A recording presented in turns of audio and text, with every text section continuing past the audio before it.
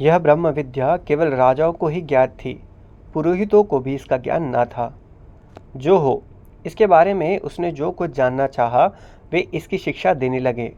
इस प्रकार हम अनेक उपनिषदों में यही पाते हैं कि वेदांत दर्शन केवल वन में ध्यान द्वारा ही नहीं जाना गया, किंतु इसके सर्वोत्कृष्ट भिन्न भिन्न अंश सांसारिक कर्मों में विशेष व्यस्त मनीषी लोगों द्वारा ही चिंतित तथा प्रकाशित किए गए। लाखों मनुष्यों के निरंकुश शासक इन राजाओं की अपेक्षा अधिक कार्य व्यस्त और कौन हो सकता है, किंतु साथ ही इन शासकों में से कोई कोई गंभीर चिंतक भी थे।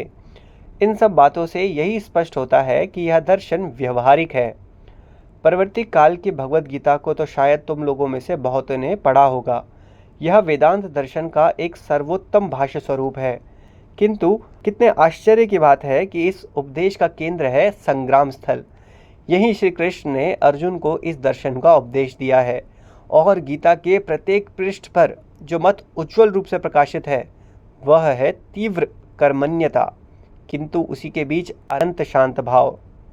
इसी तत्व को कर्म रहस्य कहा गया है और इस अवस्था को पाना ही वेदांत का लक्ष्य है।